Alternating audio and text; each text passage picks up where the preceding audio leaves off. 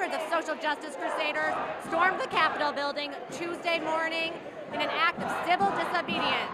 The protest, a last-ditch effort to demand action from legislators to strengthen protections for tenants' rights. One by one, they were carted away by police. The first to be detained, Charlie Dulick, a Catholic organizer from Brooklyn.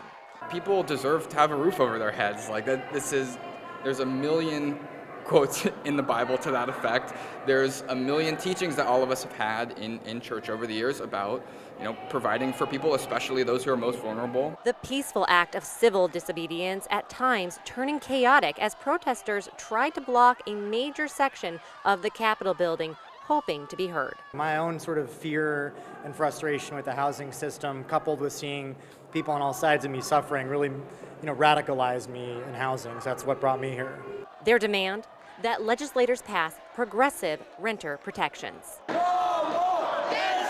The reforms are a package of 9 bills that have been proposed for renters' rights, which would strengthen protections for nearly 1 million rent-stabilized tenants living in New York City.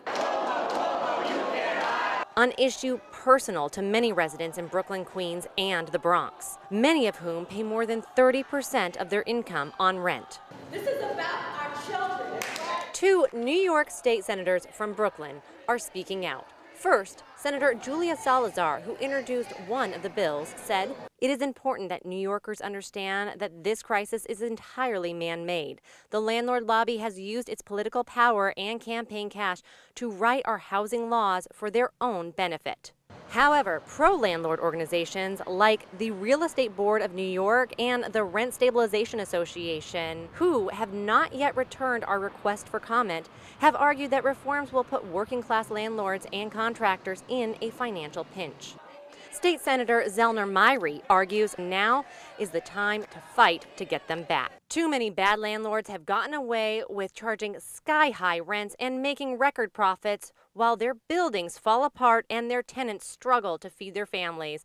This is not just a housing crisis, but a moral crisis. This is not the end of the fight.